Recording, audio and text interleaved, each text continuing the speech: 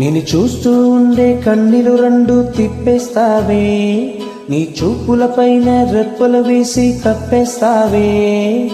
కనిపించని దేవుణ్ణి కన్నాపక చూస్తావే, కన్నుల ఎదుటే నేనుండే కాదండుండావే. చూపే బంగారమాయనే శ్రీవల్లి